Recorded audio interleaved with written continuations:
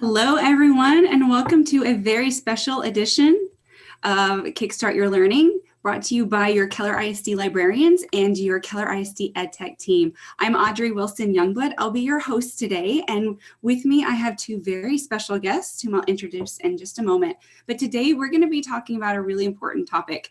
With our school libraries closed and all of our books sitting on the shelves, we as librarians are really passionate about helping families and teachers know how to bring books into the home so that our kids can continue to love reading and have access to a wide variety of books as if they were coming into our physical school libraries. So I'd like to introduce you to a couple of folks today. As I said, I'm Audrey Wilson Youngblood. I'm the librarian at Keller High School and the coordinator for library services here in Keller ISD. And with me, I have Tiffany Blakey, dyslexia specialist from Shady Grove Elementary School, and Caroline Carr, librarian at Parkwood Hill Intermediate School. Couple of housekeeping items before we continue. If you're joining us for the first time for a Kickstart Your Learning on YouTube Live, you want to check that your chat is open. And that is where you can post comments and questions, and we'll have time today to answer any questions or talk about ideas that you have for engaging students with digital books. And if you don't see this chat as it appears on the screen, here are some directions that you can follow. I'll give you a moment to get comfortable in the chat and to say hello.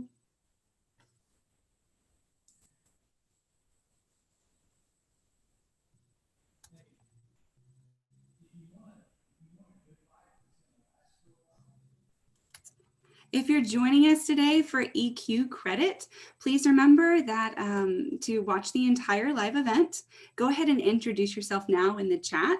And then during the event, please try to comment or ask a question at least one time during the live event. And then at the end, I'll be sharing with you a link that you can complete to receive EQ credit for attending our live event today. And let's get started with some of our fun. So our topic today is how do we bring these digital page turners to readers, but then how can digital books also bring readers together in this time of social isolation? So we're going to be focusing today on a reading resource that we have available for all students and staff in Keller ISD, and that's the Sora reading app. Now, for those of you who may be unfamiliar with Sora, but you are audiobook or ebook users yourselves, it's likely that you do know about their parent company, Overdrive. Overdrive is the largest provider of audiobooks and ebooks to public and school libraries. Perhaps you even have the Libby app on your phone, and you've been in there and you've been making your hold lists and you see your books pop in, and you're engaging in audiobooks or ebooks, whatever it may be. We want you to know that Sora is the same company as Overdrive. So the quality of ebooks and the quality of the app itself is really highly rated. You can download Sora in Google Play or in iTunes for free. You can also use the Sora reading app in Chrome in your browser. I'm going to go ahead and take us over to Sora. When you first go to soraapp.com, you may not see where it says Keller ISD. It might list some other schools where it thinks you could be. If you don't see Keller ISD, just click on Not Your School and switch schools. Then you're going to click on Keller ISD once you're given the option. You're going to sign in using your Keller Google account. We love this feature because most of our kids, even the youngest ones, know their Google account to sign on to Chromebooks or to Gmail and the Google apps. So they're able to remember that and get right in. So we're going to show you a little bit more about the features within the app itself in just a moment. But before I do that, I'd like to go ahead and turn it over to Tiffany Blakey from Shady Grove Elementary School, who's going to talk with us a little bit about how she engages her students and the power of audiobooks when it comes to supporting striving readers. So Tiffany, we're so glad you're here with us today. Thank you for joining us on our Kickstart special edition on reading and books. Can you tell us a little bit about yourself and your story? Yes. So my name is Tiffany Blakey, and I'm the dyslexia teacher at Shady Grove. And Sora has actually been a lifesaver for my students. And so my students wanted to participate in Battle of the Books this year. And because of the reading levels that many of my students are on, they were just simply unable to access those books because they were much too challenging for them to try to read by themselves. So Sora enabled all of my students to be able to participate, and I had a great many of students who really wanted to do that with their other third and fourth grade classmates and feel like that they were on just an equal playing field with them. And this really leveled that playing field so that they didn't have to spend the time trying to decode all those words, but they could really just sit and enjoy the story. And so it really made those books come alive for my students. And one of the things that we've actually attached to this, and we're going to give you the link to this as well if you want to go read about it, but there was an interesting article that was posted in August of this last year, and where they did a study between learners who were reading a book that was actual the print on page, and then the students that were actually reading by listening to the book. And whenever you see on the screen right now, you can see that the pictures of the brain, all the same areas are lighting up for them. And so they were actually very surprised by the findings in this. And what they determined was that the emotional, social, and mental associations were virtually the same, whether they were taking it in by a physical book or whether they were taking it in by the audio. So that was very exciting to see, because I do know that my students, when they are actually able to utilize this resource and actually get to listen to the stories, it makes reading much more pleasurable and much more of an enjoyable experience instead of a dreaded one. We also have students at our school too that just have a wide variety of interests and interests that they're very passionate in. But if they were to go to the library and just pick up a book and try to be able to read that on their own, that would just be very challenging for them. And so whenever their ability where they're currently at does not match their cognitive ability, it's just frustrating.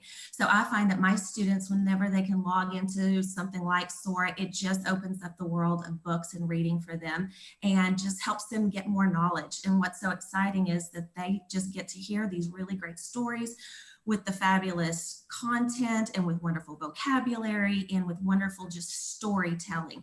And that is something that my students all really need to hear so that they can become better readers and writers themselves. So Sora has been a lifesaver for my group. That's awesome, Tiffany. I'm so glad to hear that your kids have been able to just experience the love and the pleasure of reading. That's our first goal. We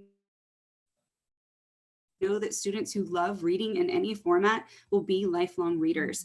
And when they hit those moments of frustration, if they cannot necessarily decode or read fluently, then the enjoyment and the pleasure, the emotional experience of it just plummets. So audiobooks are really an important lifeline, important bridge for all readers. I'm an avid audiobook listener. I tell my high school students that I am busy. I don't get to just come home, and they might think their librarian comes home and I, walk into my home library and I sit down and I prop open a book and I read for 4 hours.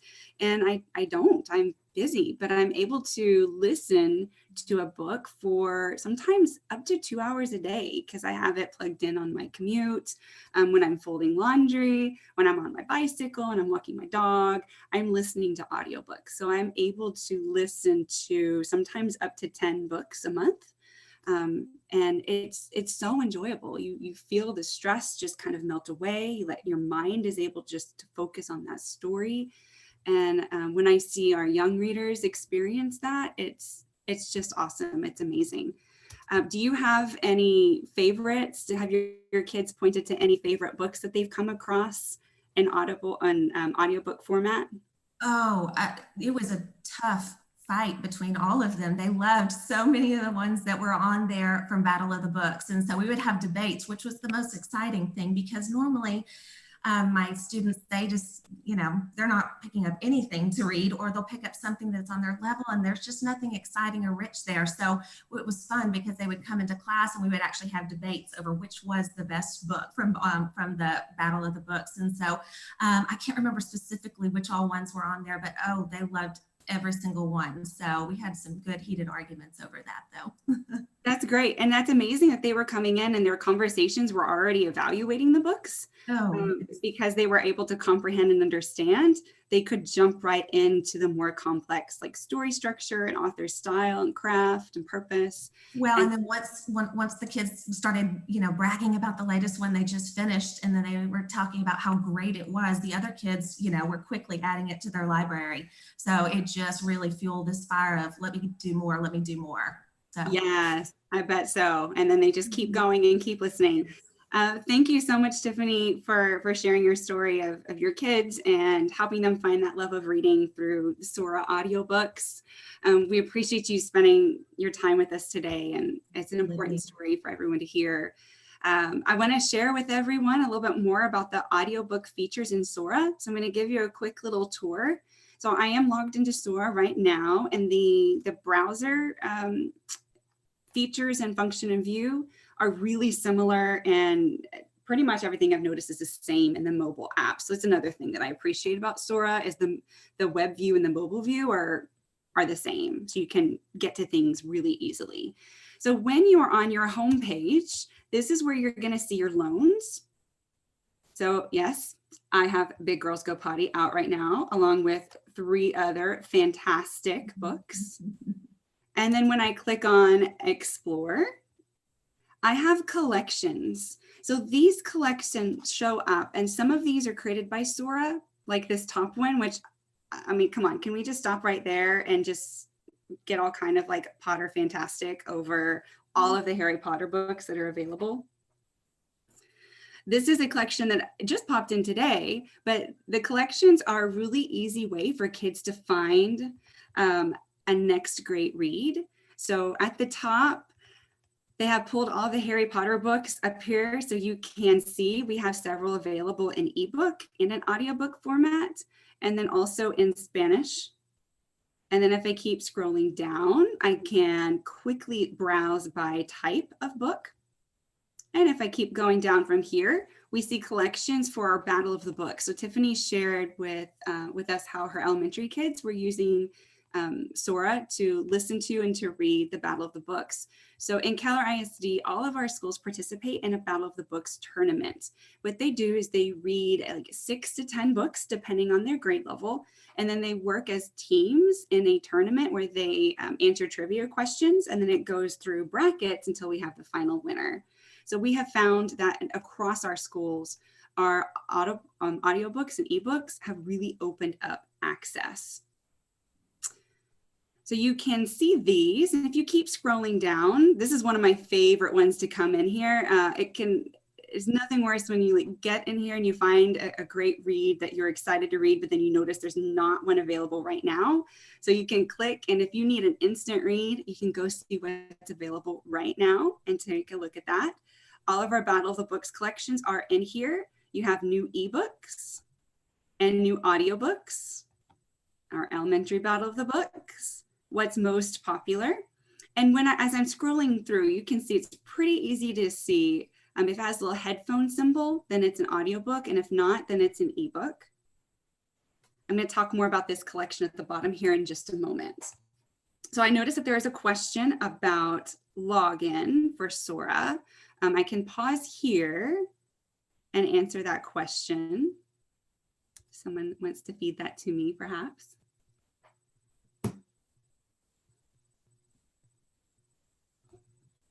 Or I can come back to that. I'll come back to that in just a moment. Audrey, I believe someone was asking about it, but then I think someone else answered it. The kids would go through K-Cloud, correct? Yes, that's exactly right. Kids can go directly through K-Cloud to log into Sora, or they can go to soraapp.com and log in that way, or they can download the free mobile app for iTunes or Google Play and log in that way. They just search for Keller and then sign in using their Google account. That's it. Thank you. So when I come up here and I search for a book, I do have advanced search options. So if you want to find just an audiobook, you can come in here and you can select for the format. Maybe I just want to know if we have the audiobook of Children in Blood and Bone, which by the way is fantastic. I have other filters that I can apply. So I can look by audience level. I can look at what's available right now. And then it's going to show me my options. One thing I do want to tell you about Sora before we go on is the difference between the Sora reading app and the Libby app. Remember, they're both Overdrive, but the Sora reading app is for K through 12. And what that means is they have ceilings built in. So when an elementary student logs into Sora, it knows that they're in 4th grade or 3rd grade or 5th grade. So they can only search and see books that are at the juvenile level. They're not going to find like an adult title that might be in our district-wide collection, or even a young adult title that might be in our district-wide collection. So it does give a little bit more level of, I guess, surety as far as what they're going to come across content-wise, as it's going to have those ceilings. And then middle school students, they're going to see the juvenile titles up through the middle grade. High school students are going to see all of it up through young adult. So I see that there are some questions that are coming in. Sharing shelves, teachers to students. Sharing shelves, teachers to students. I'm wondering if the shelves are the collections. I do believe that's what they meant. Okay, there is a way that you can get a link directly to the collection. And if you check with your librarian, they're going to be able to help you think through and get the right links if you want to share something specifically to students. There's even a way to assign a book to a student that you can push it out to them directly. Your librarian is going to be able to help you with that, or they will direct your question to me if they're not sure how to do that feature. But yes, there are ways. Those are in the back end side of it that the librarians have access to the back end. Is it good for research? It can be good for research in that there's going to be books in every format and every genre, fiction and nonfiction. So it depends. If students typically come looking for books for research, yes, it's going to be primarily your trade books. There's not necessarily your e-reference books. We have some other resources for that. So if you're wondering about your research needs, definitely get with your librarian. Check out limitations. We do set on the back end, we can determine that as a district. I believe right now students can have like up to like 10 books checked out simultaneously. It's going to be for a 4-week period, and then they can come in and renew. And I'll show you a little bit more about that here towards the end on what you can do in your own private settings. But I want to go on, and before we go on to Caroline, who's going to talk with us about her virtual book clubs, I want to talk about some of the e-reader functions for those striving readers. So we talked about how audiobooks support all readers, but especially striving readers. So I want to talk with you and share with you the features for the ebooks. So to find my books, I clicked on shelf, or I can click on home. Let me go ahead and click on my shelf, and I'm going to open this ebook. And even in Chrome, it opens really nicely. It's going to synchronize to wherever you were last logged in on the device. So if I was reading on my phone, 5 minutes ago, when I log into the Chrome browser, it's going to synchronize to that same spot. Now, to see some of the settings, I'm going to click on my little menu in the upper right-hand corner. And then I'm going to take a look at reading settings. So I found with my striving readers, even my high school students, the ability to be able to change the visualization of the page can make a huge difference in their reading experience. So I can change the background. Many of them I find they flip it over to dark. They tend to really like the dark settings. So you can do that. You can change the font size. You can come down and you can change the font style. And they have a special font that Overdrive has worked with opendyslexic.org that's called Open Dyslexic. And they have research that indicates that this font style could help readers with different types of reading difficulties. When I show this to my dyslexic teens, many of them end up applying it. They say that it helps them. They tell me things like they feel like they have less eye fatigue. They feel like they can track the words on the page better. So I am getting really good results from my teens with the Open Dyslexic font who have reading difficulties. Or you can customize. If you really love Cambria, you can put this in Cambria. You can change your line spacing, also a good tip for striving readers to get a little bit more space between the lines on the page. So these are settings that any readers, but especially striving readers, might want to take a look at to really personalize their ebook reading experience. Let me come back up here. I'm going to close out of that, and I'm going to turn it over to Caroline, who's going to share with us a little bit more about some other resources for free ebooks and how she's engaging students with online book clubs. Hi, Caroline. Hello, how are you? I'm great. Thank you for being here today. Let me get back up here. There you go. So Sora, I think, is the best place for if you're doing a virtual book club. But if you have a particular title you like and you don't see it in Sora, I've shared a list of other places you can go to find simultaneous user ebooks. I really like the Google Bookstore or Project Gutenberg. They're just like, you can just pop in a search and see what books are available.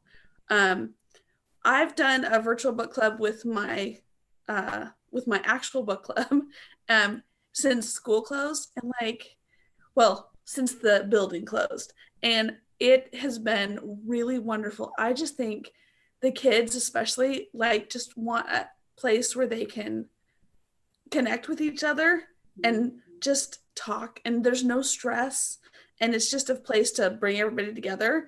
So I gave you some sample questions for ebooks for a book club, but honestly, I found the best questions are kind of open-ended ones.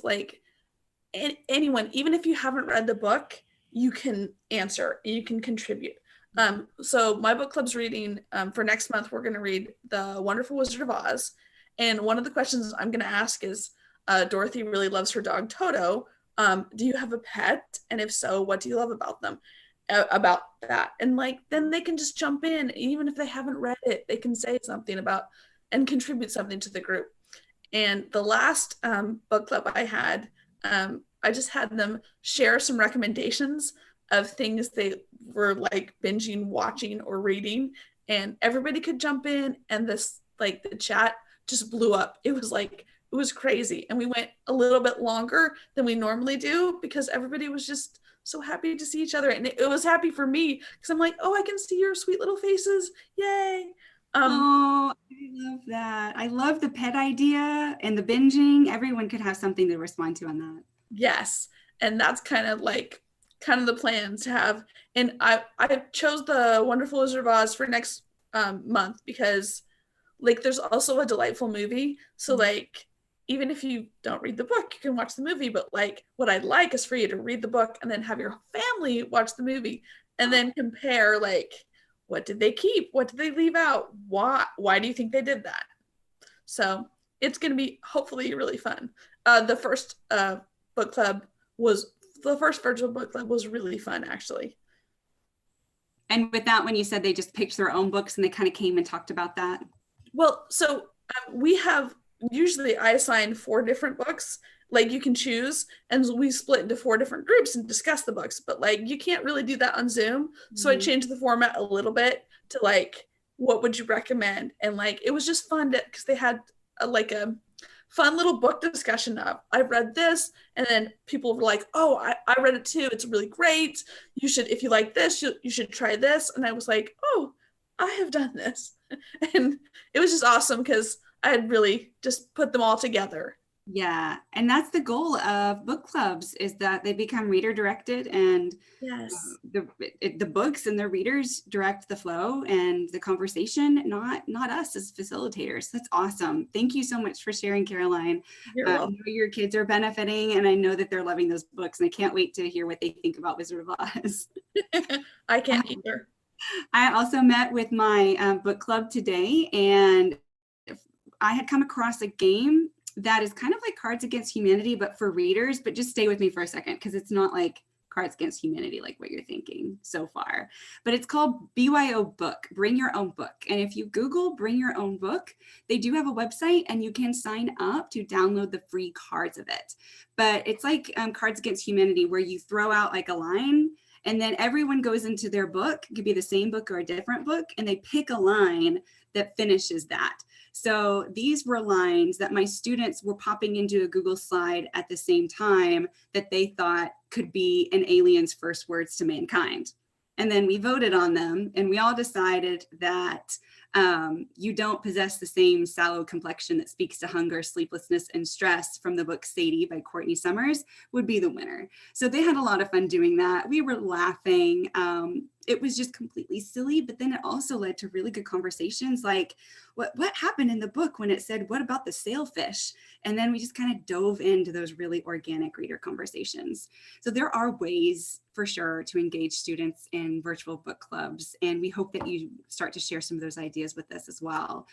Thank you so much, Caroline. Again, I'm going to come back over to Sora because there were some questions, and there's a couple more features in these last few minutes that I wanted to point out before I share a few more resources with you.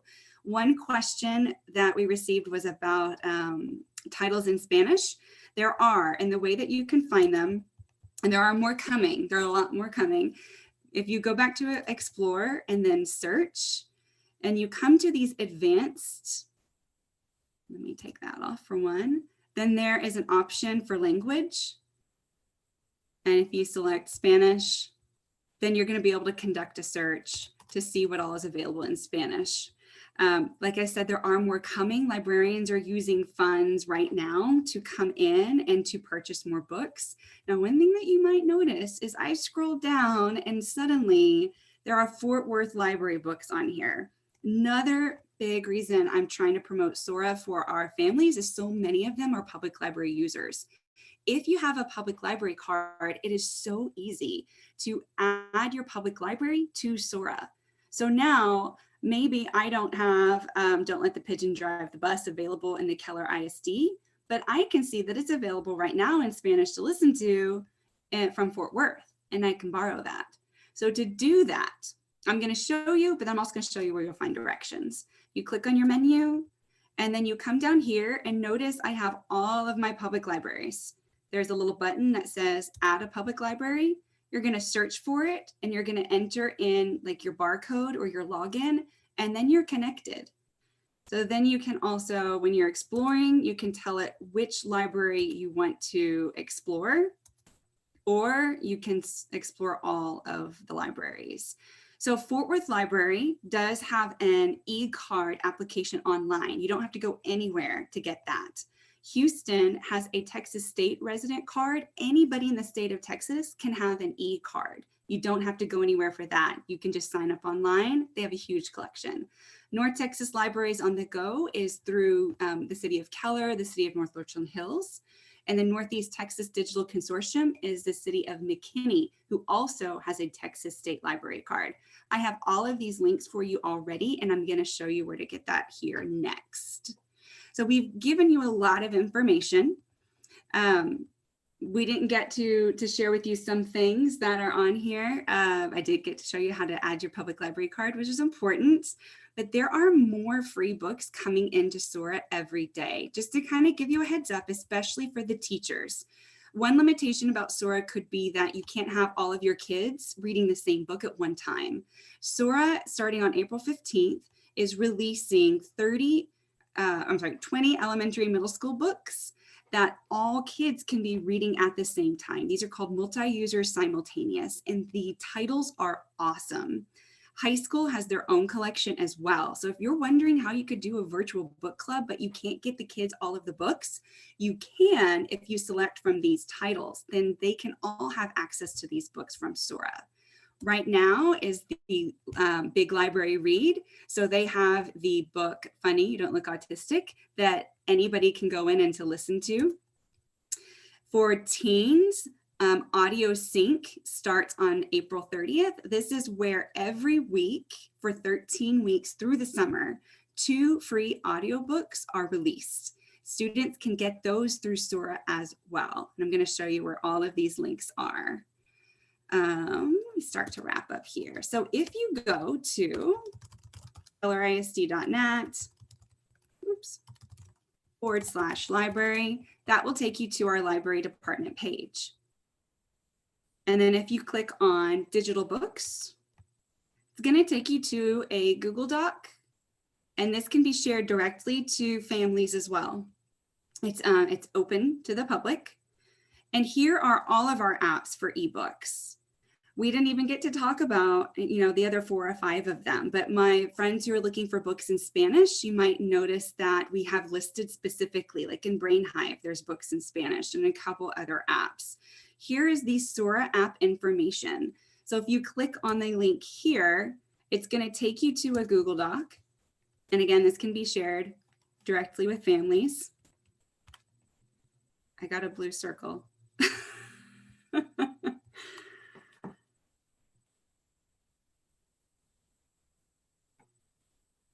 Let's see. My ed tech friends who are listening in, my computer has gone to black screen of death. Can you unshare your screen? No, it's frozen. Okay. Let's see what we can do. It's 5 o'clock and Yeah, then we can post that link. Christy, do you have that link to post in the chat? Thank you. I do. I will start posting the link. The free library card is on that link that I took them to for digital books. This is awesome. I'm going to take a picture of this. And that's all I was going to wrap up with, was how to access free public library cards and the Sora information. And we have linked to the KIC.net/library page. Will that get them there? That will get them there. And okay. then the digital Perfect. books.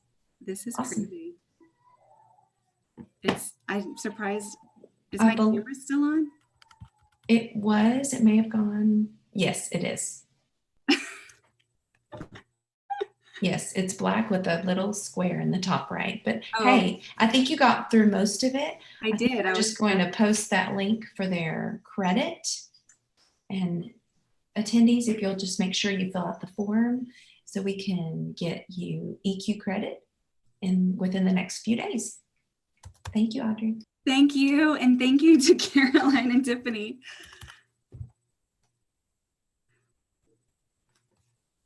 Absolutely. Thank you for inviting us to be here. Yeah, it was awesome. Thank you. Thank you, Caroline.